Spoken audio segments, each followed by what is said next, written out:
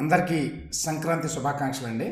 రాష్ట్ర ప్రజలందరితో పాటు ముఖ్యమంత్రి జగన్మోహన్ రెడ్డి గారు, అదేవిధంగా ప్రతిపక్ష నాయకులు చంద్రబాబు నాయుడు గారు, పవన్ కళ్యాణ్ గారు అందరూ సంక్రాంతి పండగ అంటే భోగి పండగ నిన్న చాలా భారీగా చేసుకున్నారు.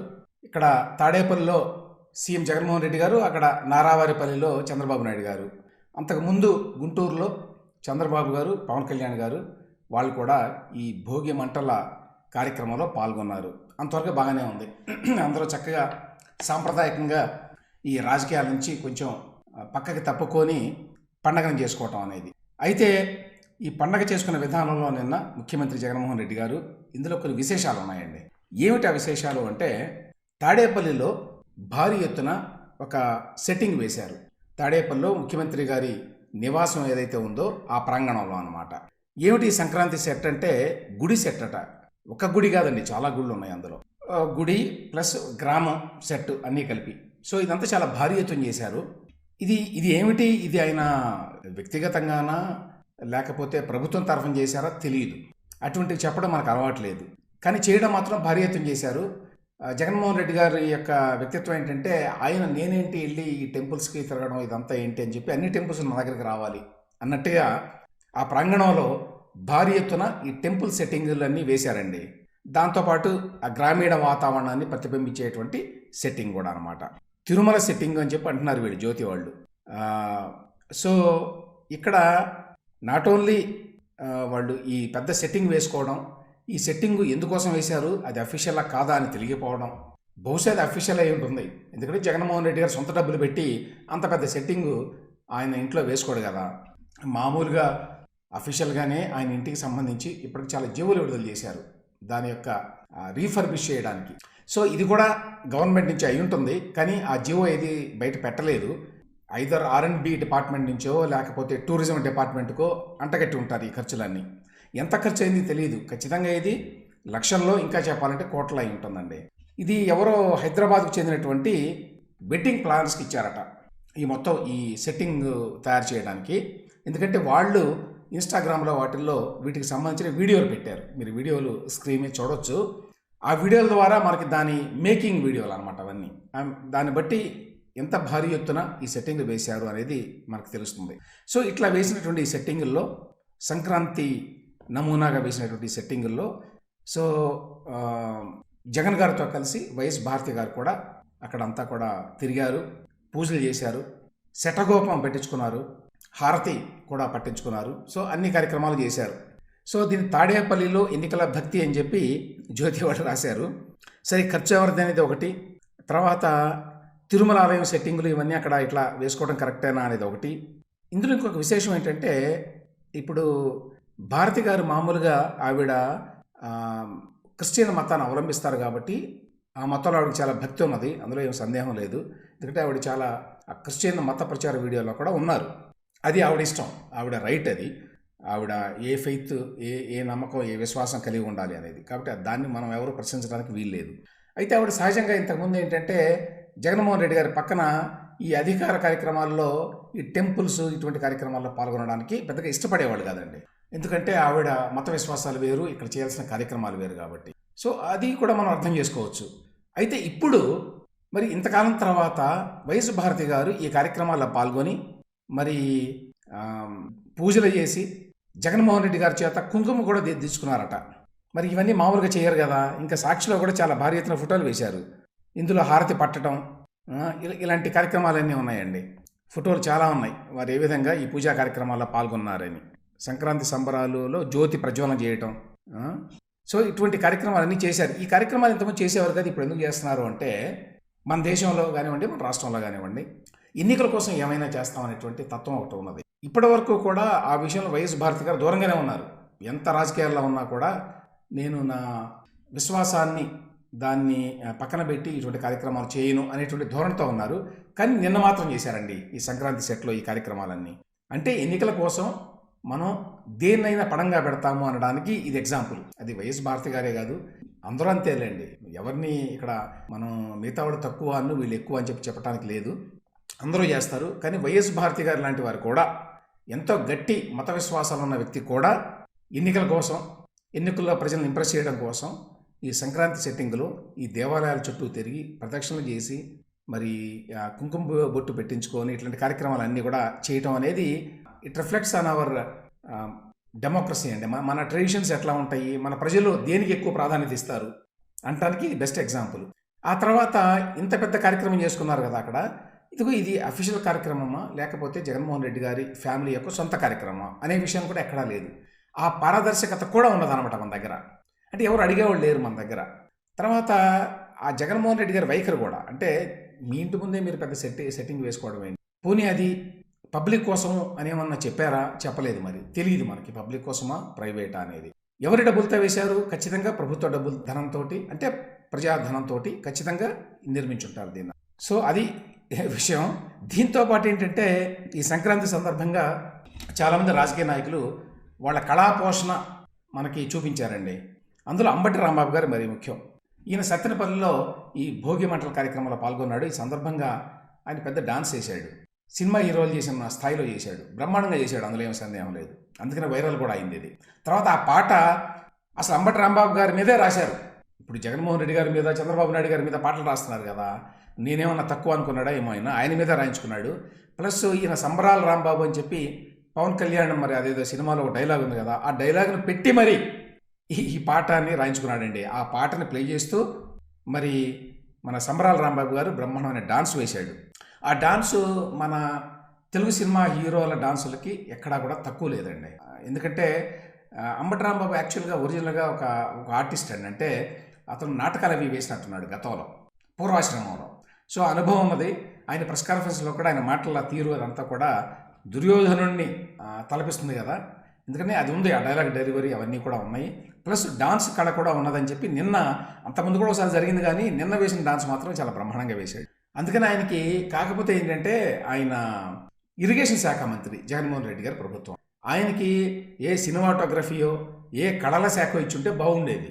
అలా కాకుండా మీరు ఇరిగేషన్ శాఖ ఇచ్చి పోలవరం కట్టండి అని చెప్పి అంబటి రాంబాబు గారికి చెప్తే పాపం ఆయన ఎట్లా చేయగల పని. అందువల్లనే మనకి గడిచిన 4.5 ఏళ్లలో ఈ పోలవరం అనే ప్రాజెక్టు అడుగు ముందుకు పడలేదు. ఏ ఇరిగేషన్ ప్రాజెక్టు ఏ స్టేటస్లో ఉందో ఎవరికి తెలియదు. అసలు ఇరిగేషన్ సెక్టర్ అనేది కంప్లీట్గా 4 సంవత్సరాల్లో ఎక్కడికో పోయింది. ఎందుకంటే అంబటి రాంబాబు గారికి దాని మీద ఏమాత్రం ఆసక్తి లేదు. ఆయన ఆసక్తి వేరు. ఆయన ఆసక్తికి తగ్గట్టుగా జగన్మోహన్ రెడ్డి గారు పదవి ఇచ్చింటే బాగుండేది. రెండవది, సరే ఇదేంటి ఒక ఇరిగేషన్ శాఖ మంత్రిగా పనిచేస్తున్న రాంబాబు గారు సత్తెనపల్లిలో భోగి పేరుతోటి ఈ పిచ్చి డాన్సులు వేయడమే అని కొంతమంది మరి ఛాందసులు భావించవచ్చు. పాయింట్ ఏమిటంటే ఇక్కడ ఇటువంటి పిచ్చి డాన్సులు వేసేటువంటి హీరోలకి తెలుగు రాష్ట్రాల్లో పెద్ద ఎత్తున ఫాలోయింగ్ ఉందండి. మరి ఆ పిచ్చి డాన్సులు వేస్తారేంటి హీరోలు, దానికి ఇంత ఫాలోయింగ్ ఏంటి అని చెప్పి మనం అనుకోవడం లేదు కదా. కాబట్టి అటువంటి పిచ్చి డాన్సులు వేస్తేనే ఫాలోయింగ్ ఉంటుంది, ఎన్నికల్లో కూడా గెలవచ్చు ఇటువంటి డాన్సులు వేయడం ద్వారా అని చెప్పి అంబటి రాంబాబు గారు భావించి ఉండొచ్చు. కాబట్టి ఆయన్ని తప్పుపడ్డానికైతే లేదన్నాను. సో ఆయనతో పాటు మరొకరు కూడా చేశారండి డాన్సులు, జీవెల్ నరసింహరావు గారు. ఈయనలో దాగి ఉన్న కళాకారుడు మనకు తెలియదు గతంలో. జీవెల్ నరసింహరావు గారు యాక్చువల్గా ఢిల్లీలో ఉండి, ఢిల్లీ రాజకీయాల్లో, అంటే ఢిల్లీలో ఆయన అంతకుముందు సెఫాలజిస్ట్గా ఉన్నాడు, అంటే ఎన్నికల సర్వేలు చేసేటువంటి పని చేసేవాడు ఆయన. ఆ తర్వాత ఏదో విధంగా నెమ్మదిగా మరి బీజేపీలోకి వెళ్ళాడు. వెళ్ళిన తర్వాత వాళ్ళు అక్కడ వాళ్ళ దృష్టిని ఆకర్షించి స్పోక్స్ పర్సన్గా ఢిల్లీలో మరి పదవిని పొంది, కొంత గుర్తింపును పొంది ఢిల్లీలో బీజేపీ ద్వారా యూపీలో రాజ్యసభ సభ్యుడిగా పదవిని కూడా తెచ్చుకున్నాడు. ఇప్పుడు ఆయన రాజ్యసభ సభ్యుడు, అంతవరకు బాగానే ఉంది. ఈ మధ్యకాలంలో ఆయన ఏపీకి రావడం స్టార్ట్ చేశాడు. వైఎస్ఆర్సీపీ వచ్చిన తర్వాత వాళ్ళతోటి ఏంటో కొంచెం సంబంధ బాంధవ్యాలు బాగానే పెంచుకున్నాడు, మరి ముఖ్యంగా విజయసాయిరెడ్డి గారి ద్వారా అనుకుంటాను. ఇప్పుడు ఆయన కోరిక ఏంటంటే విశాఖపట్నంలో పోటీ చేయాలి అని చెప్పి. సో విశాఖపట్నంలో పోటీ చేయడానికి ముందు ప్రిల్యూడ్గా ఆయన చాలా కాలంగా విశాఖపట్నం ఆ చుట్టుపక్కల చాలా కార్యక్రమాలు చేస్తున్నాడు. అనేక కమ్యూనిటీలను కూడా కలుస్తున్నాడు, కాపు సభల్లో పాల్గొంటున్నాడు, కాపు కుల రక్షకుడు అన్నట్టుగా తనకు తాను ప్రొజెక్ట్ చేసుకుంటున్నాడు. ఇట్లాంటివి చాలా చేస్తున్నాడు నరసింహరావు గారు. సరే, అందరూ ఎన్నికల కార్యక్రమంలో ఎట్లా కొట్ట గెలవాలని చెప్పి చేస్తారు. నిన్న ఆయన భోగి కార్యక్రమం నిర్వహించాడండి విశాఖపట్నంలో. నిర్వహించి మరి చాలా ఆశ్చర్యకరంగా ఆయన కూడా అక్కడ డాన్స్ చేశాడు స్టేజ్ మీద. సో నరసింహరావు గారిలో కూడా ఇంత కళ ఉన్నదని మనకు తెలియదు. ఈయన మన గుంటూరు జిల్లా అనుకుంటా, ఈయన ఒరిజినల్గా నరసరావుపేట. కాబట్టి ఈయనకు కూడా ఆ కళ ఉన్నది. అంబటి రాంబాబు గారే కాదు, జీవెల్ నరసింహరావు గారికి కూడా మరి నృత్య కళ ఉన్నదని చెప్పి అర్థమైంది నేను చూసిన తర్వాత. మరి వాటిని చూసి రేపు ప్రజలు ఓట్లేస్తారా? మరి ఇంత కళాకారులు మన కాబోయే ఎంపీలు లేకపోతే ఎమ్మెల్యేలు అని చెప్పి ప్రజలు ఓటేస్తారా లేదా అనేది చూడాలండి.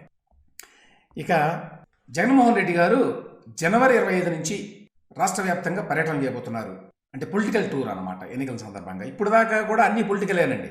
2019 నుంచి ఇప్పటి వరకు జగన్మోహన్ రెడ్డి గారు మాట్లాడిన సభలన్నీ నిజానికి పొలిటికల్ సభలే. కాకపోతే అవన్నీ కూడా ప్రభుత్వ ఖర్చుతోటి, ప్రభుత్వ పోలీసులతోటి, ప్రభుత్వంలో ఉన్నటువంటి రెవెన్యూ యంత్రాంగాన్ని ఉపయోగించుకొని, డ్వాక్రా మహిళలను ఉపయోగించుకొని, టీచర్లని ఇతర ఉద్యోగులను ఉపయోగించుకొని, అంగన్వాడీలను ఉపయోగించుకొని చక్కగా నిర్వహించుకున్నారు.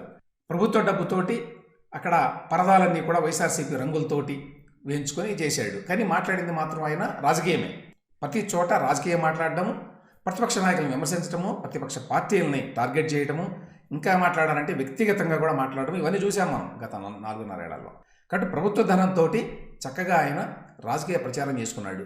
కాబట్టి ఈ విషయంలో కొత్త ఏమీ లేదు. కానీ ఒక్కటే కొత్తది ఏంటంటే ఇప్పుడు ఆయన సొంత డబ్బుతోటి చేయాలి. మరి అంటే కొన్ని కార్యక్రమాలు అంటే బందోబస్తు ఇట్లాంటివన్నీ కూడా ఇప్పటికీ పోలీసులు చేస్తారండి. ఎందుకంటే ఆయన ముఖ్యమంత్రిగా ఉన్నాడు కాబట్టి చేయాలి కూడా.